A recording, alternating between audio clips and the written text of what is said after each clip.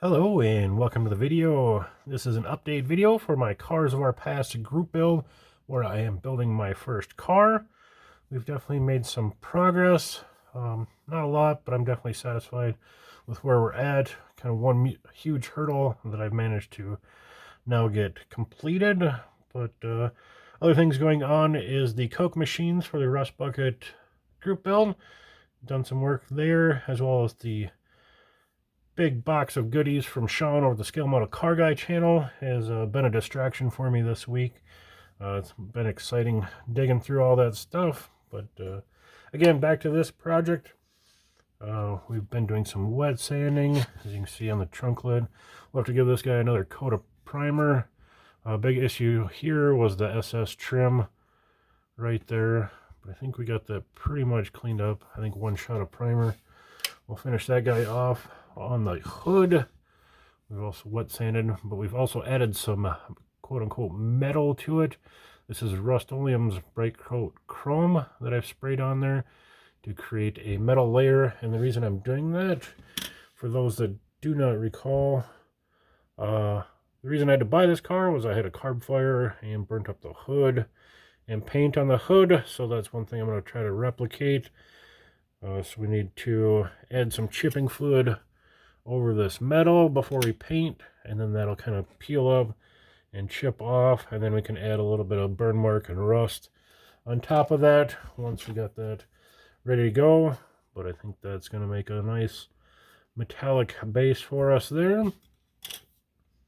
Moving on to the major parts of this, we'll talk about the underside, where I've done a bunch more kind of rusting and weathering, giving it some washes. Really kind of like the way that this is headed. It's giving it a nice look. May not be exact colors I was going for, but I think it's a nice look. Again, it's going to be underneath the car and you're not going to see it much, but I think we got some good looking rust going on.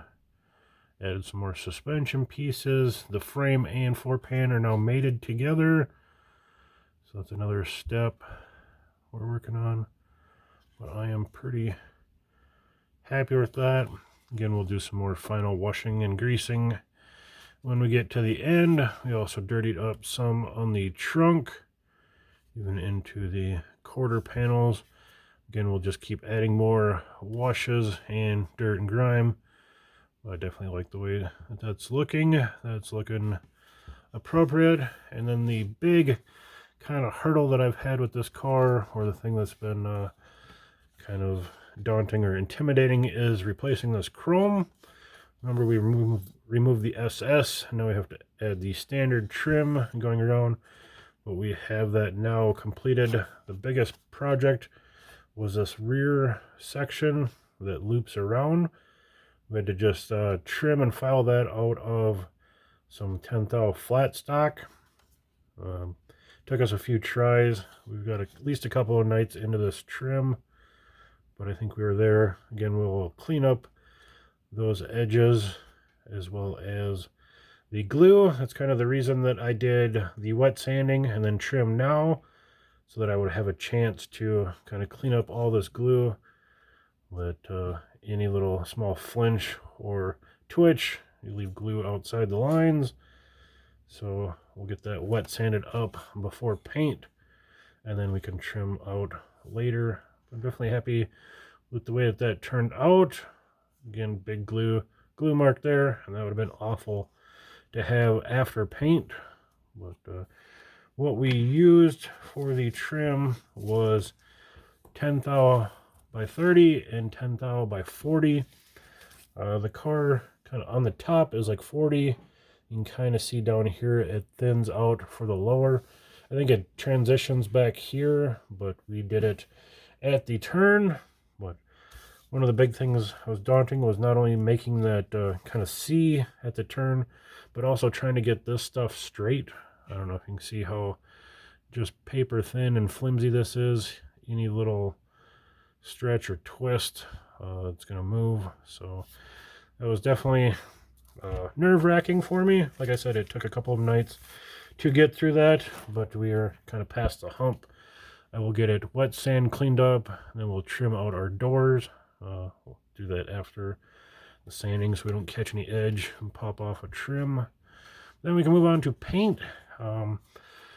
We are at the midway point for this group build, which ends, my deadline I had was August 31st, so we're almost perfectly dead in the middle of this, a month and a half in.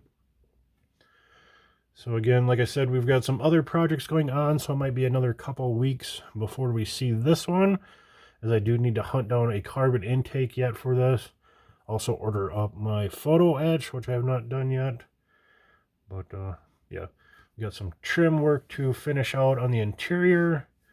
Again, working on the engine will be the next big project on this. But I think we've kind of in a good position here at the midway point.